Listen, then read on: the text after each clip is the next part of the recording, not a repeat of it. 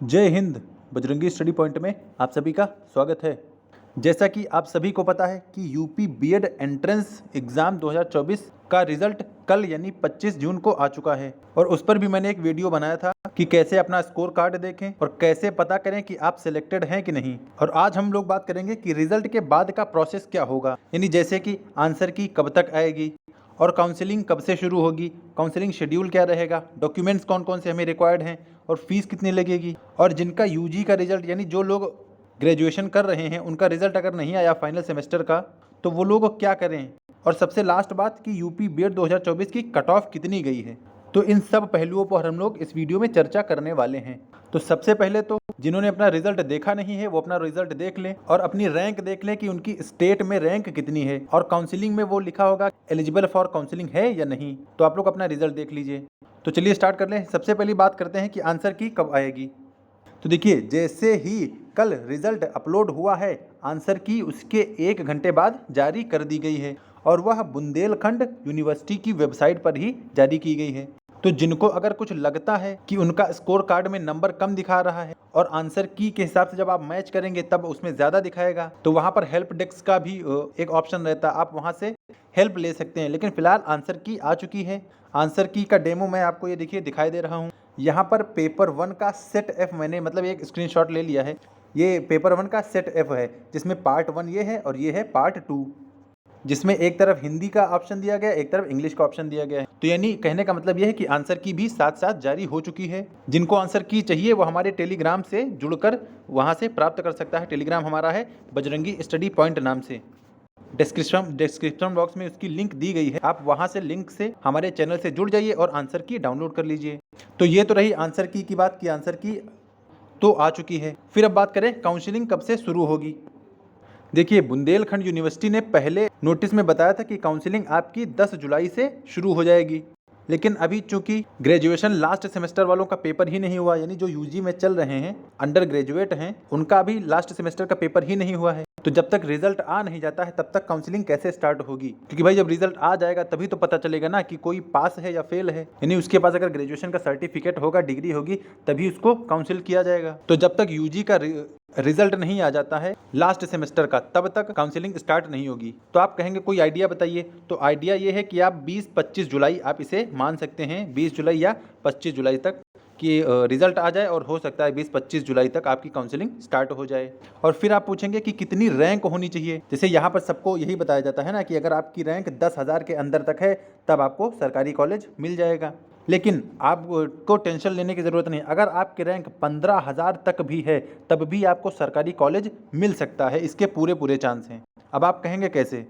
देखिए, जिनका 10 के यानी 10,000 तक रैंक है उनका तो खैर कन्फर्म ही है कि उनको सरकारी कॉलेज ही मिलेगा, लेकिन जिनके 15,000 हैं उनको कैसे है।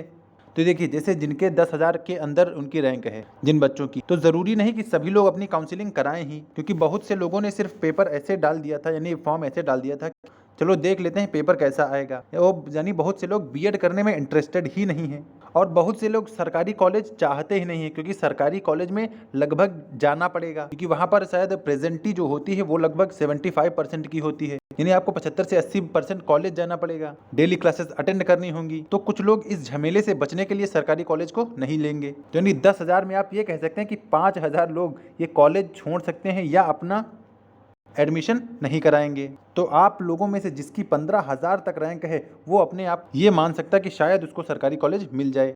तो ये बात रही काउंसलिंग की। अब बात कर लें काउंसलिंग शेड्यूल क्या रहेगा।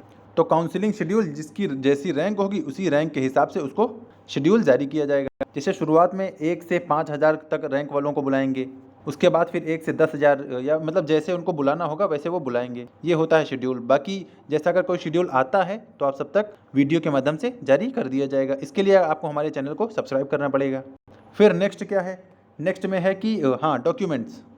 तो डॉक्यूमेंट्स के लिए आपको डॉक्यूमेंट्स में आपको 10th की मार्कशीट लगेगी, 12th की मार्कशीट लगेगी और हो सकता है उसका इन सब का एक फोटो कॉपी भी लग जाए, और ग्रेजुएशन की जितनी मार्कशीट होंगी वो सारी लगेंगी, और शायद टीसी भी लगेगा, क्योंकि ट्रांसफर सर्टिफिकेट जो होता है या जिसे माइग्रेशन बोलते हैं, ये माइग्रेशन लगेगा या ट्रांसफर सर्टिफिकेट लगेगा। उसके बाद आपका आधार कार्ड लगेगा, फोटोज लगेंगी। तो ये सारे आपके डॉक्यूमेंट्स लगेंगे। बाकी डॉक्यूमेंट्स के लिए आपको जब काउंसलिंग में बुलाया जाएगा तो उसमें भी प्रॉपर डॉक्यूमेंट्स आपको बताए जाएंगे कि आपको ये लेकर आना है। तो ये तो है डॉक्यूमेंट्स की बात। अब बात कर लें फीस कितनी जमा करनी है हमें। देखिए, जब काउंसलिंग कराने जाना होता है तब उसमें फीस कोई ये 6,000 के आसपास फीस लगती है, जिसमें आपकी 5,000 रिफंडेबल होती है, वापस आ जाती है। कि अगर आपने काउंसलिंग करा ली है और आपको कॉलेज नहीं मिला है तो आपके वो 5,000 मिल जाएंगे। लेकिन अगर आपने काउंसलिंग कराई है, आपको कॉलेज मिल गया है और फिर भी आप कॉलेज जा नहीं रहे हैं, तब आपका वो पैसा रिफंड नहीं होगा। यानी अगर आपका कॉलेज अलॉट नहीं हो रहा है तभी आपके पैसे वापस होंगे। तो फीस यही लगभग 6,000 के आसपास है। और फीस के बाद बात कर लें कि हाँ, जिनका यूजी का रिजल्ट नहीं आया वो क्या करें। तो जिनका यूजी का रिजल्ट नहीं आया है वो लोग वेट करें, क्योंकि रिजल्ट आने के बाद ही काउंसलिंग स्टार्ट होगी। तो आपको उसके लिए टेंशन नहीं लेनी है कि हमारा रिजल्ट अभी आया नहीं है, हमारी काउंसलिंग होगी कैसे। बुंदेलखंड यूनिवर्सिटी वालों को भी पता है कि अभी जिनका फाइनल सेमेस्टर है और जिनके पेपर नहीं है वो अपना मार्कशीट कैसे दिखाएंगे। तो या फिर ये हो सकता है कि आपको पिछले 5 सेमेस्टर की मार्कशीट के लिए बुला लें हार्ड कॉपीज के साथ और लास्ट सेम के लिए वेटिंग में रख लें, या फिर जब सभी सेमेस्टर के रिजल्ट आ जाएंगे या लास्ट सेमेस्टर का रिजल्ट आ जाएगा तब काउंसिल के लिए बुलाएं। इन दोनों में से कोई और एक ऑप्शन हो सकता है।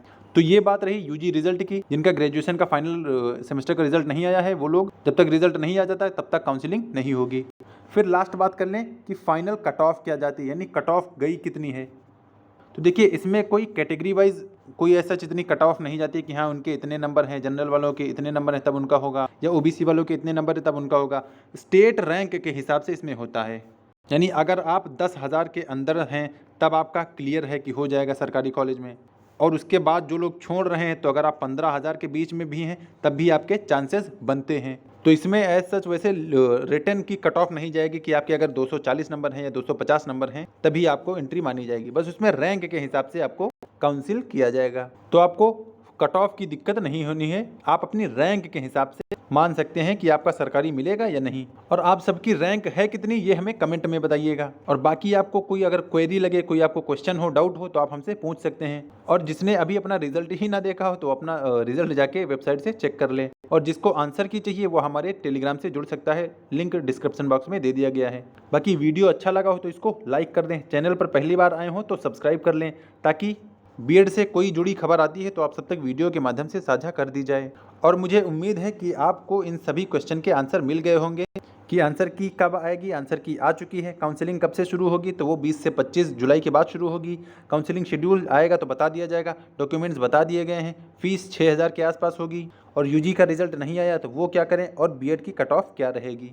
तो अगर आपको सभी सवाल के जवाब मिल गए हैं तो हमारे चैनल बजरंगी स्टडी पॉइंट को सब्सक्राइब कर लीजिए, ताकि बीएड से जुड़ी कोई अपडेट आती है तो आप सब तक वीडियो के माध्यम से साझा कर दी जाए। और फिलहाल इस वीडियो में इतना ही। मिलते हैं नेक्स्ट वीडियो में, तब तक के लिए जय हिंद।